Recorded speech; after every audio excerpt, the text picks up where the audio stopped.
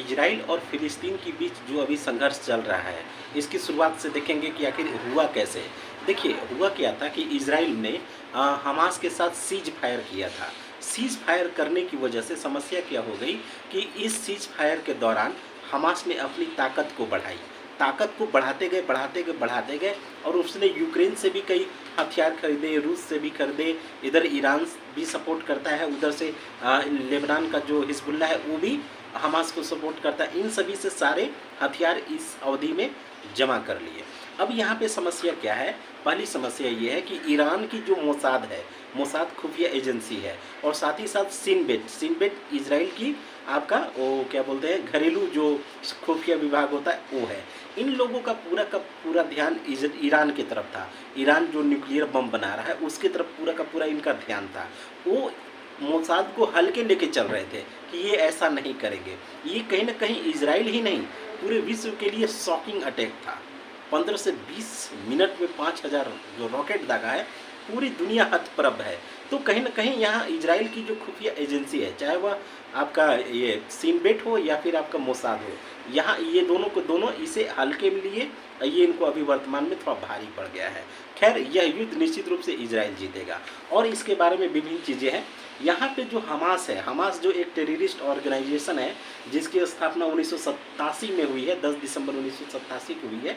ये कहीं ना कहीं एक फिलिस्तीन सुन्नी इस्लामिक कट्टरपंथी उग्रवादी या अपने फिलिस्तीन के लिए एक राष्ट्रवादी संगठन है, जो दुनिया में कई देशों के लिए आतंकवादी संगठन भी है, जिसमें Australia, Canada, European union, Israel, Japan, Jordan, Paraguay, United kingdom, USA इसे आतंकवादी संगठन भी मानती है, और कई देश इसको आतंकवादी संगठन नहीं भी मानते हैं। अब यहाँ पे देखेंगे और भी इसके बारे में चर्चा करेंगे। देखिए, यहाँ पे शुरुआत क्या होता है, यहाँ आप ये समझ लीजिए जो फिलिस्तीन है वो दो भाग में है। एक वेस्ट बैंक का इलाका है, ठीक है, आप इस मैप को यहाँ पे देख सकते हैं, उम्मीद है।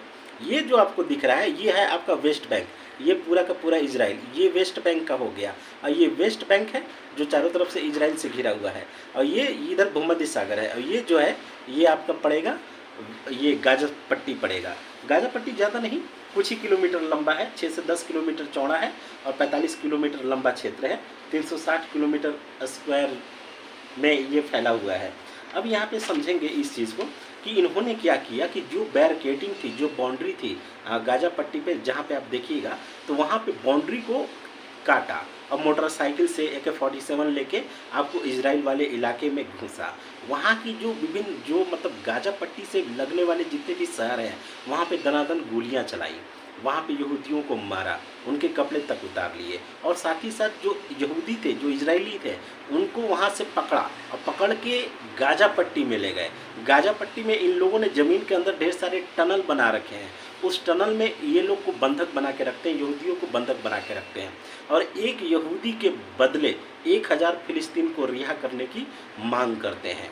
ऐसा घटना हो चुकी है। तो ये कहीं ना कहीं जो बंधक बनाए जाते हैं, ठीक ना, उससे बाद में कई सालों तक इजराइल से इस तरह से सौदेबाजी होती है। तो ये इन्होंने काम किया। तो जो गाजा पट्टी के जो नज़दीकी जो शहर है वहाँ पे ये घुसा है, बहुत बड़ी संख्या में घुसा है। दिन दहाड़े सड़कों पे बमबारी, रॉकेट मारना, और उनके पुलिस वालों को बंधक बनाना, ये सारे कार्य चले।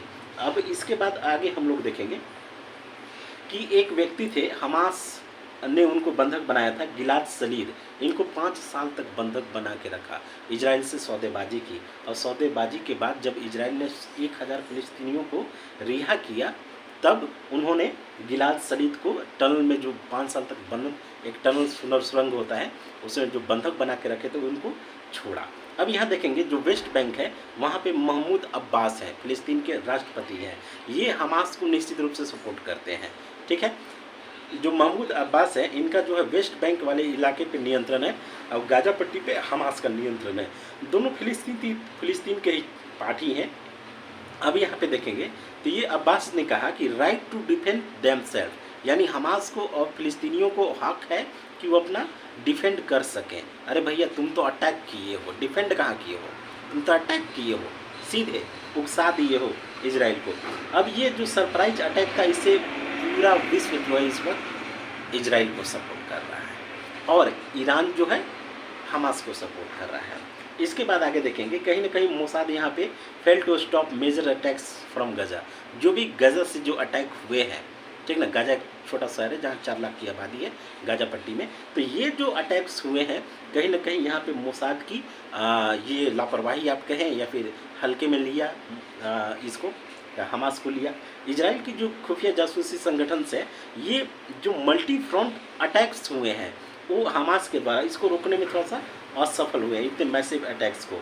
तो यहाँ पे आयरन डोम भी फेल हो गया है इजराइल का।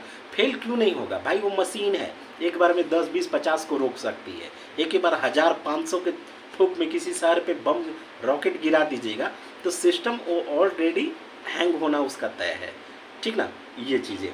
अब यहाँ पे देखेंगे इजराइल की खुफिया जो संस्था है सिमबेट की जिम्मेदारी थी कि घरेलू सुरक्षा की जिम्मेदारी थी उसकी, यहाँ पे ये भी फेल हो गए हैं। अब यहाँ पे देखेंगे अगला पॉइंट है कि स्ट्रॉन्ग मिलिट्री होने के बावजूद इजराइल इतना लेट से क्यों प्रतिक्रिया दिया।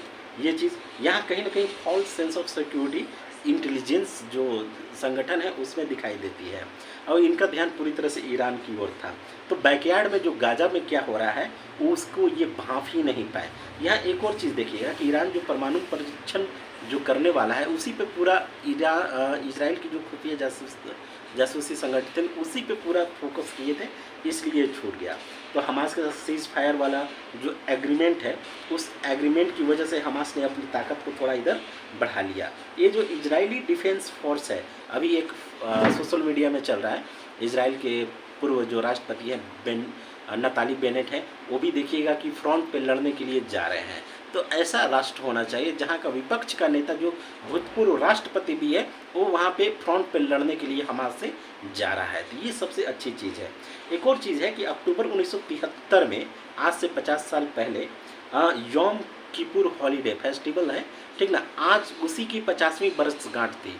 जो अक्टूबर में ये हमला हुआ है ना इजराइल पे, ये आपको कहीं ना कहीं अक्टूबर 1973 का हमास ने बदला लिया है। तो ये लोग फेस्टिवल में अलर्ट क्यों नहीं थे, एक चीज़ ये भी है, इनको अलर्ट होना चाहिए था, या फिर मोसाद ने आक्रमण करने के लिए मौका दे दिया, ये भी लोग कह रहे हैं।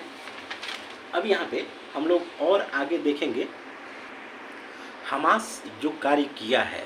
अब हिजबुल्ला जो है, देखिए इजराइल में इधर से गाजा पट्टी की तरफ से हमास है और उधर इजराइल के जस्ट ऊपर में अगर हम देखें तो ऊपर लेबनान एक देश है, लेबनान में हिजबुल्ला की चलती है। हिजबुल्ला ने भी इजराइल पे आक्रमण कर दिया है। इधर सीरिया है, जस्ट लेबनान के बगल में सीरिया है, तो सीरिया की तरफ से अटैक हो रहे हैं। तो कहीं ना कहीं इजराइल ने कहा है कि ये युद्ध लंबा चलेगा, लेकिन बारी बारी से, चाहे वह हमास हो, हिजबुल्ला हो, सीरिया हो या कोई भी हो, छोड़ेगा नहीं। ऐसा बदला लेगा कि मैं तो पहले भी अपने कम्युनिटी पोस्ट में विभिन्न जो वीडियो में कह चुका हूँ कि यह इंड ऑफ हमास और इंड ऑफ फिलिस्तीन है। पूरी तरह से यह युद्ध नहीं है, ये फिलिस्तीन हमास का पूरी तरह से अंत है, एक उसको मौका मिला है और निश्चित रूप से अपने उद्देश्य में इजराइल सफल होगा। देर है अंधेर नहीं, वेट कीजिए। ये आतंकवादी संगठन है, 2-4 दिन, 5 दिन, 10 दिन, इससे ज़्यादा की इनकी औकात नहीं है एक राष्ट्र से लड़ने की, एक संगठित राष्ट्र से लड़ने की, एक विकसित राष्ट्र जहाँ का हर आदमी 18 साल का जो अनिवार्य सैनिक सेवा है वो करता है। 80-90 लाख यहूदियों की संख्या है और सभी बच्चों को, ठीक ना, भारत में तो सब फ्री फायर में बिजी रहते हैं, लेकिन वहाँ नहीं है। 18 साल के जो लड़के हैं 2 से 3 साल की अनिवार्य सैनिक सेवा है और सभी लोग करते हैं। तो ऐसे देश को जीतना बहुत ही मुश्किल है। छोटे मोटे आपने हमले करके निश्चित रूप से घायल कर दिए हैं, लेकिन इजराइल इस युद्ध को जीतेगा, बहुत तरीके से जीतेगा।